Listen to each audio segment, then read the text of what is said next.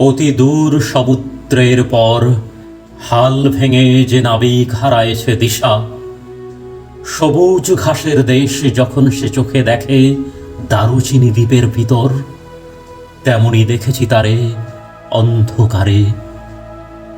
১৬শ শতাব্দীর প্রথম পর্বে পর্তুগিজ নাবিক ফার্দিনান্দ ম্যাগেলান দারুচিনি তথা মশলা দ্বীপের সন্ধানে দক্ষিণ আমেরিকার দক্ষিণে ম্যাগেলান প্রণালী অতিক্রম করে যে হাজার হাজার মাইল বিস্তীর্ণ শান্ত সমুদ্র পাড়ি দিয়েছিলেন, তাকে তিনি প্রশান্ত মহাসাগর বা প্যাসিফিক ওশান নামকরণ করেন।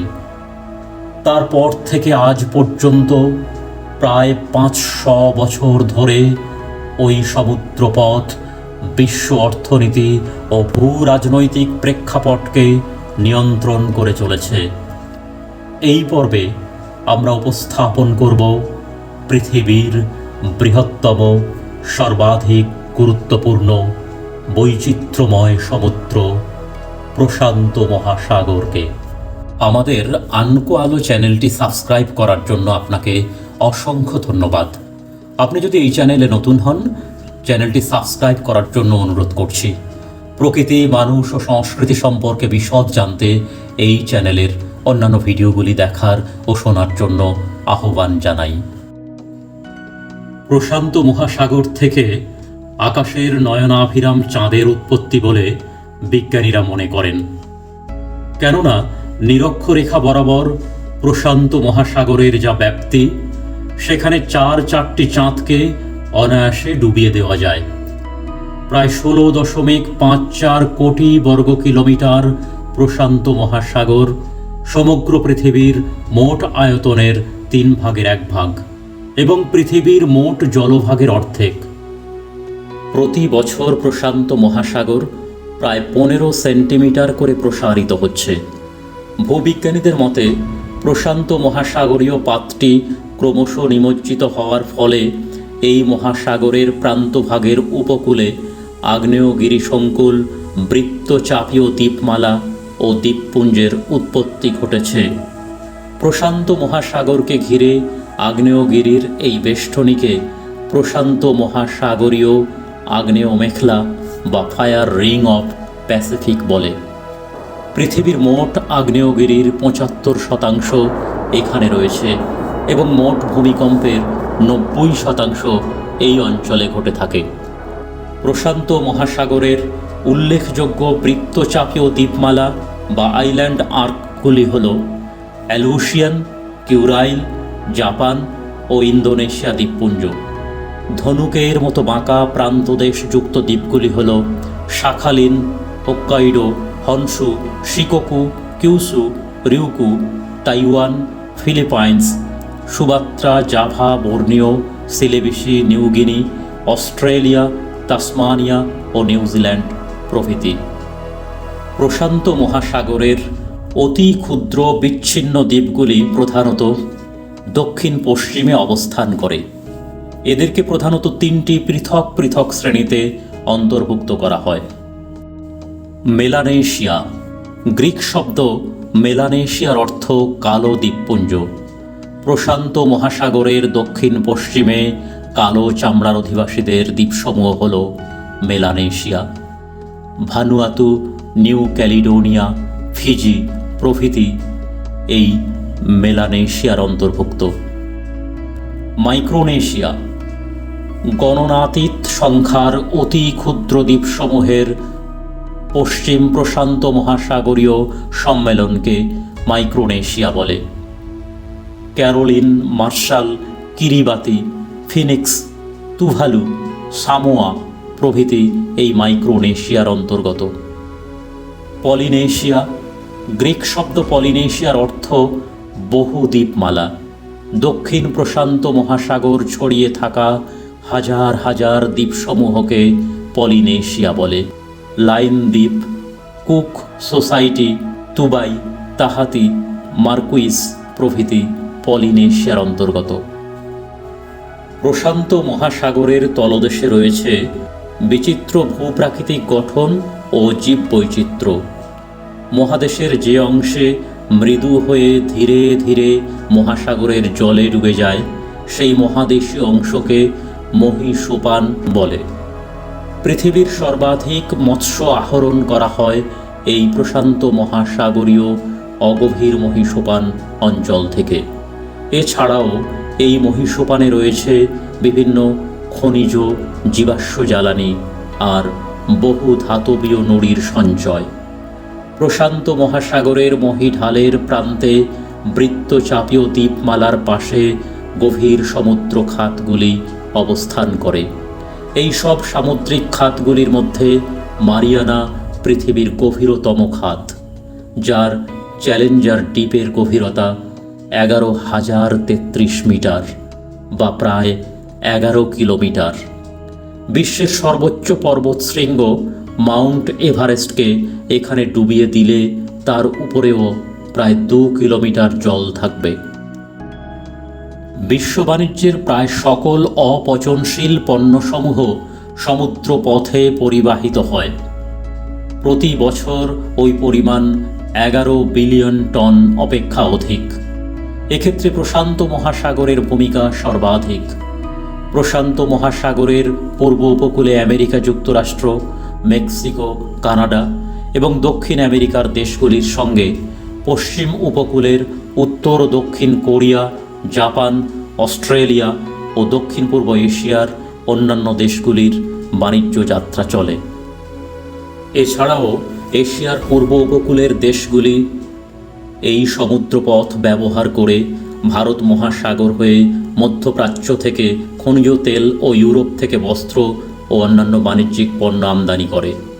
এই মহাসাগরের প্রায় মধ্যভাগে হাওয়াই দ্বীপপুঞ্জের হনলুলু সমুদ্র বন্দরকে প্রশান্ত মহাসাগরের চৌমাথা বলে।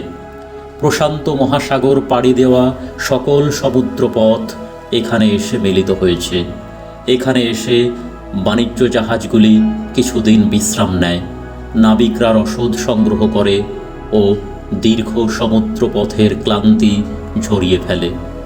এছাড়াও প্রশান্ত মহাসাগরের তীরবর্তী অন্যান্য গুরুত্বপূর্ণ বন্দর ও পোতাশ্রয়গুলি হল Melbourne, Sydney, Singapore, Hong Kong, Manila, Yokohama, San Francisco, Panama ও লস অ্যাঞ্জেলস।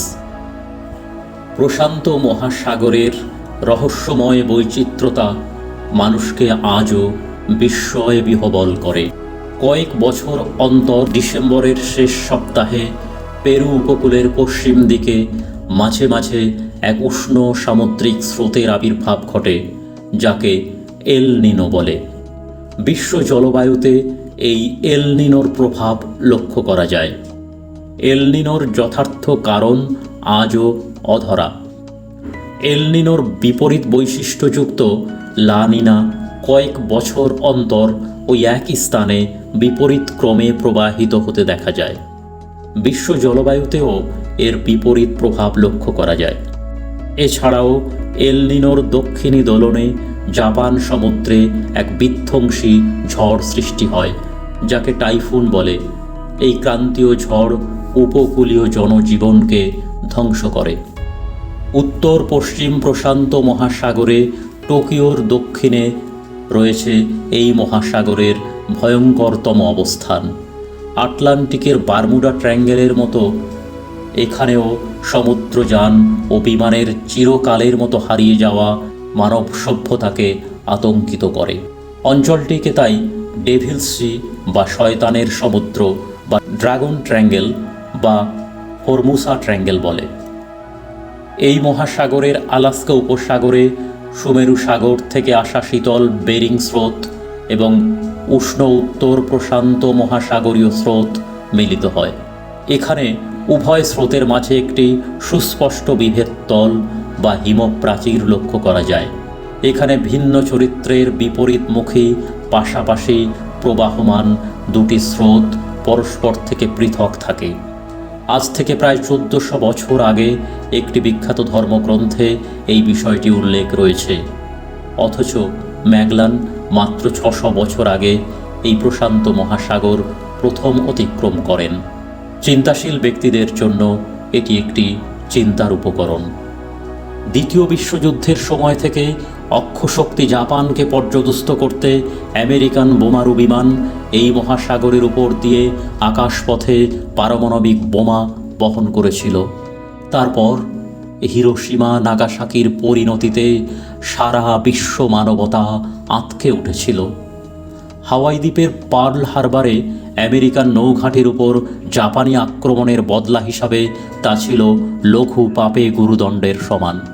তারপর থেকে আমেরিকা লাফ্রগিং ও আইল্যান্ড হোপিংয়ের মাধ্যমে প্রশান্ত মহাসাগরে আধিপত্য বিস্তার করেছে দিনের পর দিন।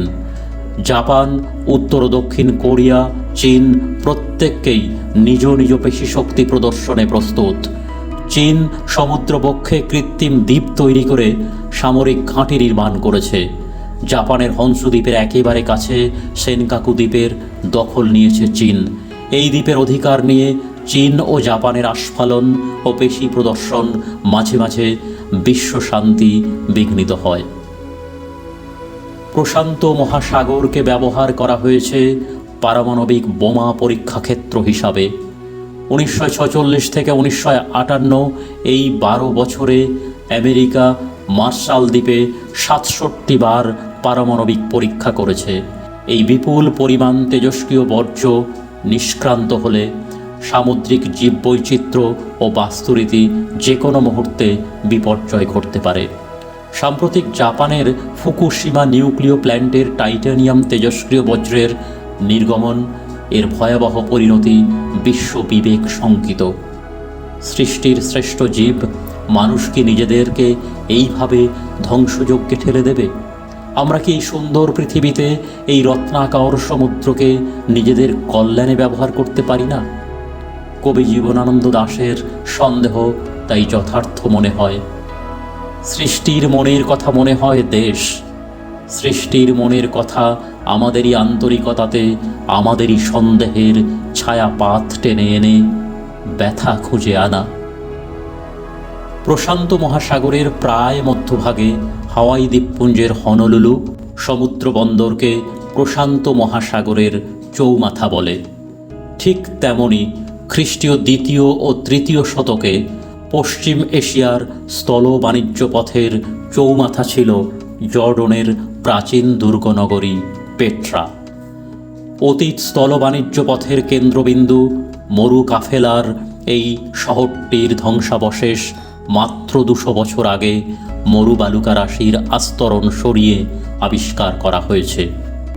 কয়েক হাজার বছর হারিয়ে যাওয়া এই প্রাচীন শহরটি সম্পর্কে জানতে আমাদের আনকো আলো চ্যানেলের এই ভিডিওটি দেখার জন্য আমন্ত্রণ জানাই। কেমন লাগলো আমাদের এই উপস্থাপনাটি? যদি ভালো লাগে অনুগ্রহ করে চ্যানেলটি সাবস্ক্রাইব করে চ্যানেলটির বিকাশে সাহায্য করবেন এবং অন্যান্য বন্ধুদেরকে শেয়ার করবেন। আমরা আপনার মূল্যবান মন্তব্যের জন্য অপেক্ষা করছি। নিশ্চয়ই আমরা আপনার সহযোগিতা পাব। সঙ্গে থাকুন, সঙ্গে রাখুন বন্ধু ও প্রিয়জনদের।